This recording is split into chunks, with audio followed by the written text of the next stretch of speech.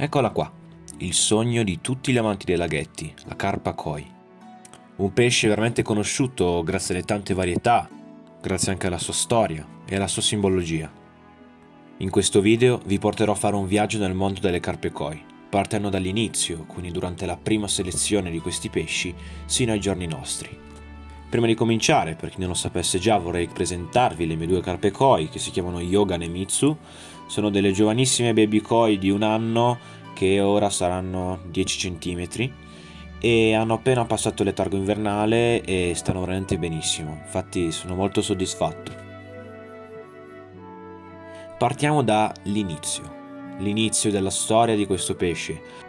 Da dove ha origine la carpa koi? Questa è proprio la domanda che vi ho fatto nel sondaggio mercoledì scorso. Questo pesce è originario della Cina, anche se molti pensano che abbia origine in Giappone.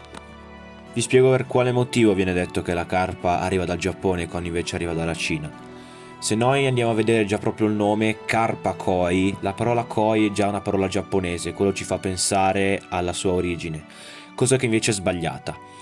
In Giappone, a differenza che in Cina, la carpa koi non è che viene selezionata per la prima volta, ma nasceranno le prime varietà e le prime razze ornamentali.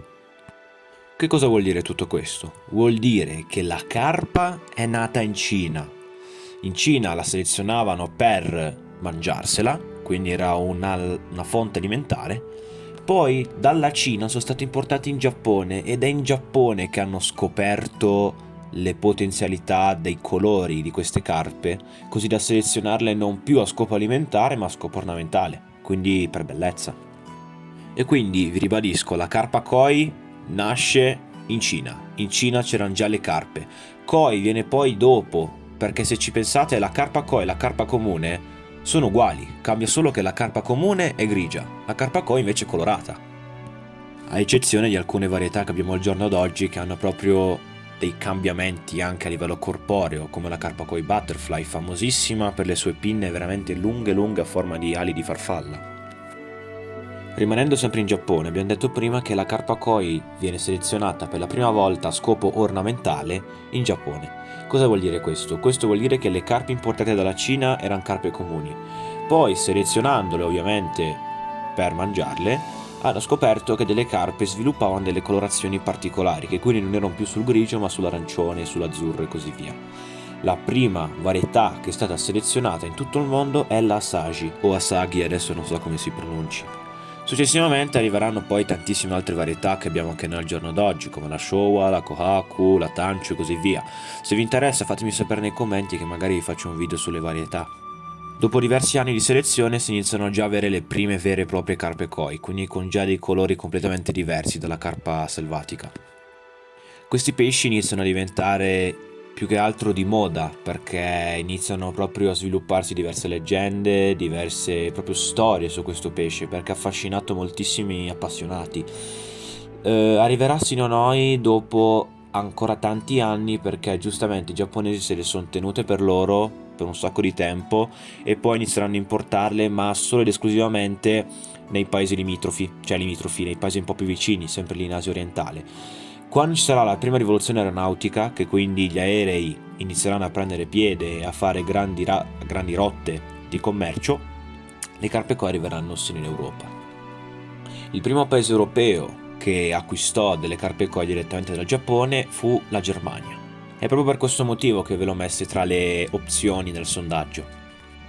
Le prime carpe koi in Europa presero piede in questo paese, dove ci saranno delle altre selezioni che non cambieranno tantissimo, ma ci sarà una linea di sangue chiamata linea tedesca delle carpe koi, che è quella, diciamo, la madre di tutte le carpe koi al giorno d'oggi, perché hanno scoperto delle nuove varietà da selezionare, sono nati dei nuovi pesci, sono piaciute molto ai giapponesi che quindi hanno iniziato a riprodurle. Pensate che persino ancora ad oggi in Germania c'è ancora la cultura dell'allevare le carpe, ovviamente non quanto in Giappone, ma ha preso veramente piede sin da quel giorno. Da lì le carpe sono diventate le carpe che conosciamo noi ai giorni d'oggi. Le carpe sono molto famose per tantissimi fatti accaduti nel passato, come una carpa koi vive più di 200 anni. Su questo non so quanto crederci, ma hanno detto che è successo, però è possibile ma non tanto possibile. Però questo per farvi capire che le carpe koi possono diventare veramente vecchie, cioè possono superare i 100 anni, quello sicuro. La vita media è sui 40-60 anni, quindi se vogliamo prendere una carpa koi dobbiamo metterlo già in conto, che se la teniamo bene può vivere veramente tanto. La carpa koi in Giappone è considerata come un cane per noi europei, cioè lì è considerato proprio come un vero e proprio animale domestico. Un altro messaggio che vuole passare Filos Aquarium è proprio quello di valorizzare il pesce come animale. Qua in Europa è considerato veramente un animaletto da dare al bambino per la prima volta nella boccia. Adesso faccio un esempio di pesci rossi, ma se no anche per altre cose. Cioè è considerato un animale veramente insensibile, non so come dire. Spero che anche voi la pensiate come me, se me lo fate sapere mi fa veramente piacere.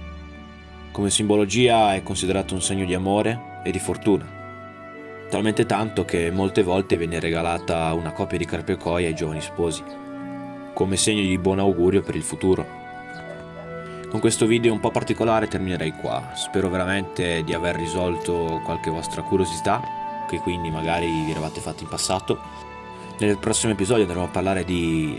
non lo so ancora, magari se avete qualche idea fatemelo sapere nei commenti, e ci vediamo nel prossimo video. Ciao!